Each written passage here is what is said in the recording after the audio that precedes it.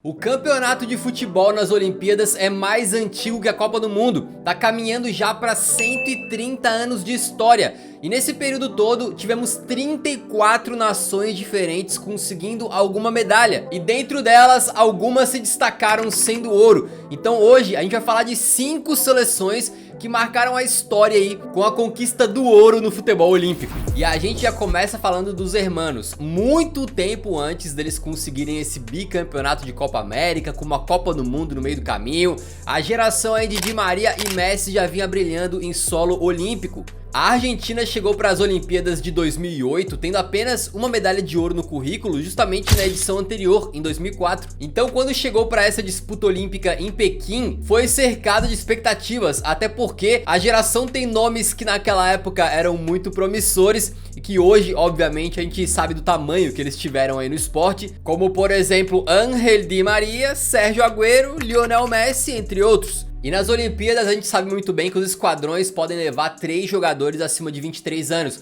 E naquela época, 2 figurinhas que a gente conhece muito bem fizeram parte do esquadrão argentino. O volantão Mascherano, que então defendia o Liverpool, e ninguém menos do que Riquelme, que aos 30 anos de idade era grande referência daquela equipe, né? Era o líder técnico. E os argentinos começaram com tudo, num grupo que tinha ali a Austrália, a Sérvia e a Costa do Marfim. Passaram com sobras, foram 3 vitórias em 3 jogos, apesar de algumas terem chegado ali de forma mais sofrida. Contra a Costa do Marfim, um show do Riquelme e vitória por 2-1. Contra a Austrália, um gol solitário do Lavezzi. E contra a Sérvia, uma vitória depois de um pênalti duplamente perdido pelo Di Maria. E quando chegou nas quartas de final, a Argentina enfrentava uma Holanda que tinha o Roy Makaay, aquele centroavante do Bayern de Munique no passado, né? E o Ryan Babel, que os torcedores do Liverpool vão lembrar muito bem. Esse jogo só foi decidido na prorrogação, com o Messi fazendo coisas de Messi e o Di Maria se redimindo depois daqueles 2 pênaltis perdidos contra a Sérvia, recebendo um lindo passe do Messi e fazendo o gol da vitória aos 105 minutos de jogo. O Di Maria, num jogo grande, no momento decisivo, aparecendo e metendo gol. É um negócio que a gente se acostumou a ver muito, né, depois desse ano de 2008. E a Argentina foi pra semifinal então, nas Olimpíadas, para enfrentar justamente o time do Brasil. O Brasa chegava com uma seleção interessante, que tinha o jovenzinho Marcelo, tinha Thiago Silva, Ramires e na meiuca o R10, tá? Mas não deu pra seleção canarinha, numa partida truncada que teve 44 faltas. O Brasil até tentou, mas viu o Agüero dar um show, deixando 2 gols, o primeiro deles de boca do estômago, e ainda viu o Riquelme fechar o caixão num pênalti cometido pelo Breno. 3-0 e a Argentina garantida na grande final. Só que a final era contra uma seleção que estava despontando ali como surpresa do torneio. Era a Nigéria do Obina, mas não aquele Obina que era melhor que o Eto'o. O jogo foi equilibrado na posse de bola e nas finalizações. A Nigéria teve bons lances com o próprio Victor Obina, mas quem decidiu de novo foi ele, Di Maria. Numa bola perfeitamente enfiada pro Messi, ele sai na cara do goleiro e manda por cima, de cobertura, para fazer um gol ali que ficou marcado na história e deixar 1-0 no placar, que garantiu a medalha de ouro para a Argentina pela 2ª edição seguida das Olimpíadas.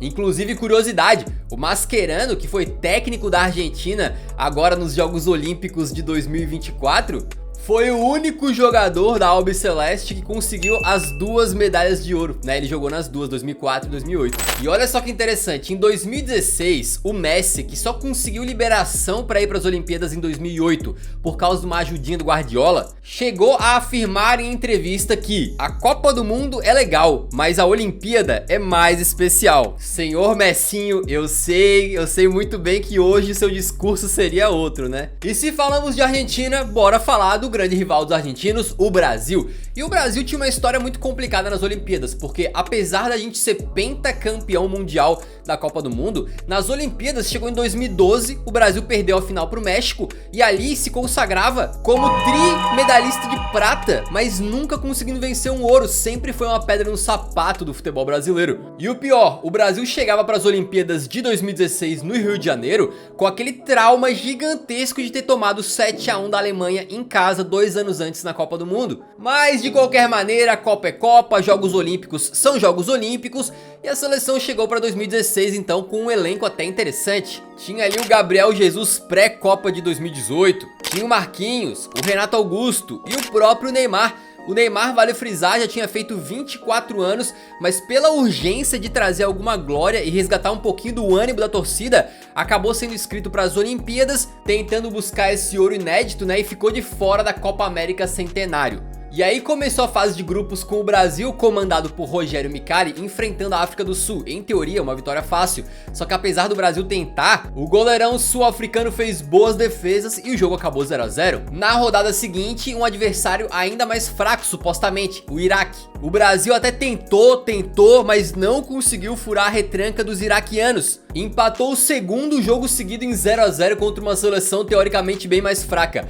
Ali as coisas já começaram a se complicar, muitos ficaram com medo de uma eliminação em casa na fase de grupos, o que seria um vexame. A própria torcida brasileira começou a vaiar os jogadores e até o Galvão Bueno ficou revoltado com a seleção. Mas foi no último jogo da fase de grupos, no calor de Salvador, que a Canarinho se encontrou com o bom futebol. O Brasil teve gols do Gabigol, do Gabriel Jesus, do Luan, meteu 4 a 0 na Dinamarca, destruindo a vibe dos dinamarqueses e garantindo a primeira colocação do grupo. Só que tão importante quanto os 3 pontos da classificação foi o fato de que essa vitória deu confiança, né? Resgatou até a motivação do torcedor e tudo mais. E a partir dali o clima melhorou consideravelmente para as rodadas seguintes e para o mata-mata. Contra a Colômbia nas quartas, teve um belo gol do Neymar, um belo gol do Luan, e o Brasil tava nas semis para enfrentar a seleção de Honduras. E com todo respeito a Honduras, né, uma seleção fraca, mas como a gente viu, meio que isso aí não significava tanta coisa, afinal o Brasil sequer conseguiu fazer um gol no Iraque. Só que agora a situação estava diferente, o Brasil já estava embalado, jogando em casa com o apoio da torcida e meteu 6 a 0 nos hondurenhos, com direito ao gol mais rápido da história das Olimpíadas, anotado pelo Neymar aos 14 segundos de jogo, e a mais um gol do Luan. E quando o Brasil vai pra final, fica esperando o adversário, e é justamente a Alemanha, né? Sal na ferida aberta ainda, 2 anos antes tinha rolado 7 a 1, também tinha sido um jogo em casa, no Brasil, e agora valia a medalha de ouro. Uma precoce reedição do 7 a 1, ainda que com um time olímpico, né, não é o time principal, mas mesmo assim a rivalidade estava em alta. Enquanto nas piscinas o Michael Phelps acumulava medalhas, no gramado do Maracanã, Neymar e companhia finalmente tinham a chance de obter o primeiro ouro da seleção anfitriã e de quebra exorcizar fantasmas da Copa anterior. A Alemanha não era fraca não, tá? Só de nomes que vocês conhecem aí, tinha por exemplo os irmãos Bender, tinha o Julian Brandt, tinha o Gnabry, ele que inclusive vinha em ótima fase metendo gol a rodo. E com isso a final foi um jogo muito disputado, um futebol pegado, com goleiros trabalhando pouco, até que aos 26 minutos o Neymar foi pra bola na intermediária e cobrou uma falta perfeita no ângulo do goleirão Horne, que nem se tivesse chifres pegava essa daí, levando o estádio à loucura e tirando 0 do placar. A Alemanha começou a trabalhar mais a posse de bola e no segundo tempo garantiu um empate com o Meyer. Todo torcedor brasileiro nesse momento já tava se tremendo inteiro, né, roendo as unhas até o osso, mas o fato é que essa tensão aí se traduziu pra dentro de campo e o jogo ficou empatado, foi pra prorrogação e parecia questão de tempo até chegar na disputa por pênaltis. E assim que as cobranças começaram, todos os atletas acertaram pra ambos os lados. E quando o placar já apontava 4 a 4, o Petersen, que tinha metido 6 gols nas Olimpíadas, foi pra bola e o Everton brilhou. Com a defesa do goleiro brasileiro, a bola decisiva caiu nos pés dele, o craque da seleção, Neymar Júnior, que não titubeou, bateu, fez o gol e pro êxtase de milhões de brasileiros, consagrou uma seleção questionada, que começou mal o torneio, mas que terminou trazendo pro Brasil a nossa primeira medalha de ouro no futebol na história das Olimpíadas. É uma doideira pensar que a gente teve geração aí com Ronaldo, Rivaldo, Ronaldinho Gaúcho, Alex, e os caras não conseguiram, e essa molecada de 2016 que começou mal pra caramba a fase de grupos foi lá e fez. De qualquer forma, essa conquista em casa acabou virando histórica, né? E mesmo que tenha sido aí aos trancos e barrancos do começo, se tornou eterna pra gente. E esse aqui é um canal de futebol europeu, mas sempre que a gente fala de Copa do Mundo ou Olimpíadas, não tem como a gente não abordar também outras seleções. Por isso que a gente abre exceções, né? A gente tava falando agora de Argentina, de Brasil, mas finalmente chegamos no velho continente pra falar de uma seleção que marcou a história das Olimpíadas e depois esse time usaria a base construída nos Jogos Olímpicos para tentar coisas maiores em Copa do Mundo. Estamos falando da Hungria de 52. Falar de algo histórico envolvendo futebol de seleções sem mencionar a Hungria do passado muitas vezes é um crime, e entre as décadas de 50 e 60 a Hungria venceu não um, não dois, mas 3 ouros olímpicos. Essa época foi realmente de ouro, né, pro futebol húngaro. Inclusive na década de 50 eles conseguiram o feito inacreditável de passar 6 anos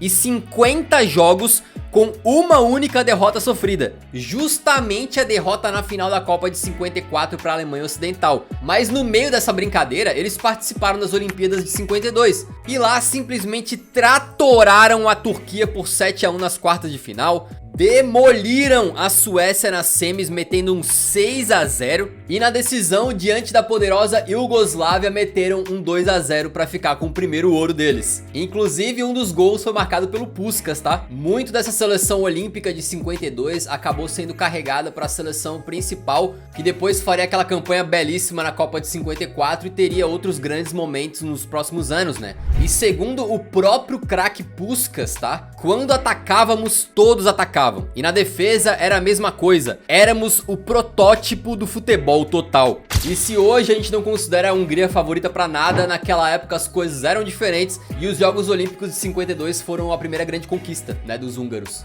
Uma conquista pra mim é fazer um vídeo que você queira deixar o like sem que eu precise pedir, mas muitas vezes eu sei que vocês esquecem, né, então aqui fica a lembrança. Se você puder deixar o like ali, ajuda muito o nosso trabalho, beleza?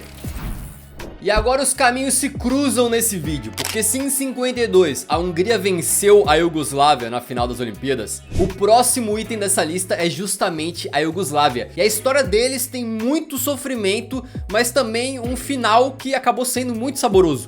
Isso porque eles chegaram na final de 48, na final de 52 e na final de 56 e perderam todas. Ou seja, a Iugoslávia era fortíssima, sempre chegava para disputar a medalha de ouro e sempre perdia. Igual certos times aí que eu conheço, né? Mas foi então em 1960 que as coisas começaram a mudar. Isso porque a Iugoslávia já abriu a competição despachando o Egito com um sonoro 6-1, incluindo um hat-trick do cara que seria ali o grande craque dessa equipe, né? O Bora Kostic. Depois meteram 4-0 na Turquia, com mais 2 tentos do Kostic e outros 2 de outro jogador que estava surgindo, né? O Milan Galic. E na terceira rodada do grupo empataram em 3-3 com a Bulgária, dessa vez com o Galic sendo o cara, deixando um hat-trick. E muitas vezes a gente fala que todo time campeão precisa de um pouco de sorte, né? E não foi pouca que eles tiveram nas semifinais, porque jogaram contra a Itália e empataram em 1-1. Isso na prorrogação, né? E naquela época a gente sabe que não tinha disputa por pênaltis ainda, e as regras eram meio bagunçadas em alguns torneios, em algumas fases tinha um segundo jogo para definir o classificado. Mas nesse caso aí, apesar da história ser um pouco conturbada e a maioria das fontes sequer dizer como que foi decidido o finalista, em um lugar ou outro a gente achou menção de que foi na sorte que a Iugoslávia passou, num sorteio ou num cara ou coroa, algo assim. Mas se tem uma coisa que a Iugoslávia soube fazer foi mostrar merecimento por ter tido essa sorte de vencedor aí, sorte de campeão, né? Encarando a Dinamarca na decisão, as estrelas de Galic e Kostic tornaram a brilhar e cada um deixou o seu gol, com os iugoslavos vencendo por 3-1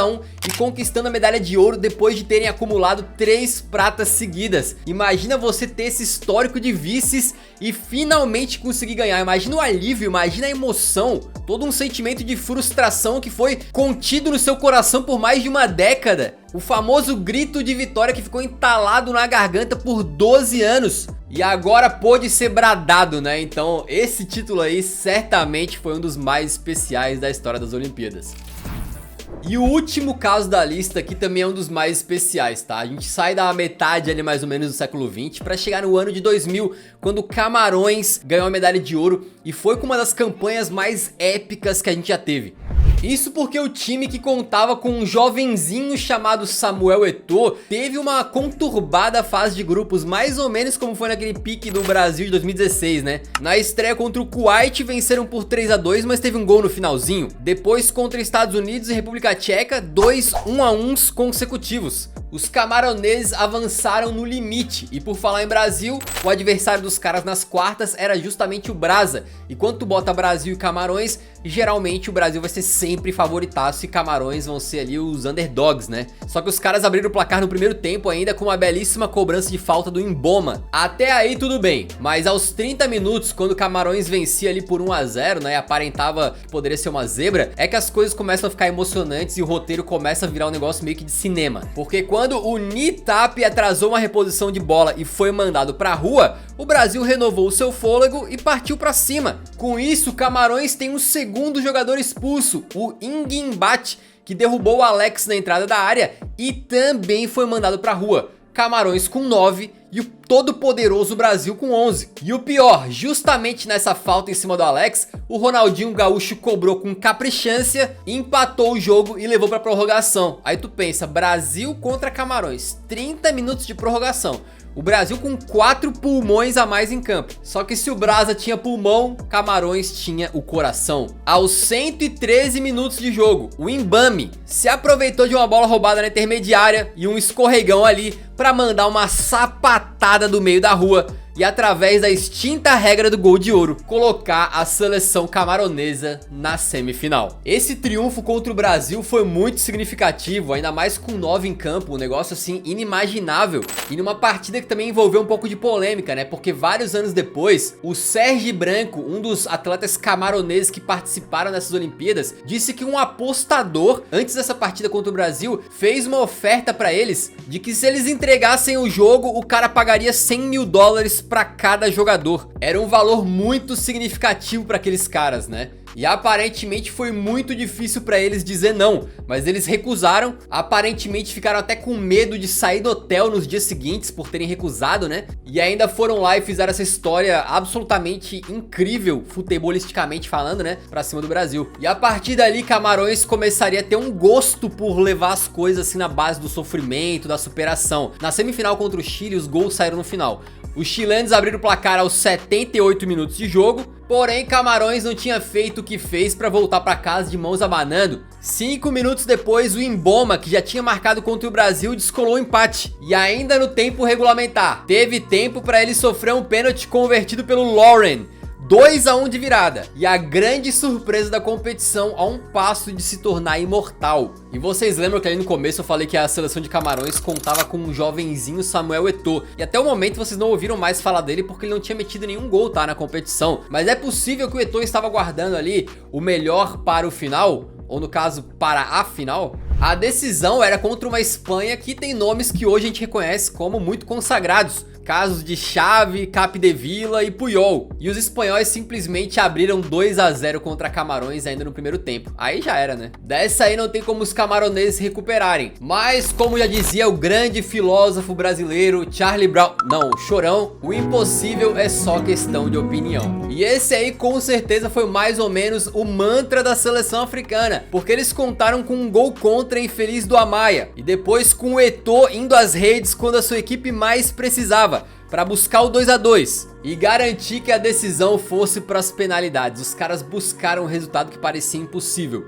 E aí quando tu chega nesse momento, o roteiro já é muito lindo para não se concretizar. Não é possível que o futebol escreveria toda essa história maravilhosa para chegar no final os caras perderem nos penais. Pois bem, o Mboma bateu o seu penal e fez, o Eto'o também converteu sua cobrança, todos os camaroneses bateram com perfeição, até que chegou a vez do Amaya, o espanhol, que já tinha tido um baita azar naquele gol contra, e que na sua cobrança mandou a bola no travessão, garantindo que Camarões levasse para casa a medalha de ouro, a segunda de uma seleção africana na história, e da forma mais improvável e guerreira possível, sempre acreditando e conseguindo derrubar grandes obstáculos e seleções gigantescas pelo caminho. Evidentemente, outras seleções marcaram muito os Jogos Olímpicos, né? Incluindo, por exemplo, aquele Uruguai de 24 e 28, que depois vence a primeira Copa do Mundo em 1930. Mas a gente escolheu 5 das melhores histórias para contar aqui. Esperamos que você tenha gostado. Se curtiu, deixa um like que ajuda muito a divulgar o Eurofute para mais gente. Nos vemos no próximo, então um grande abraço. Falou!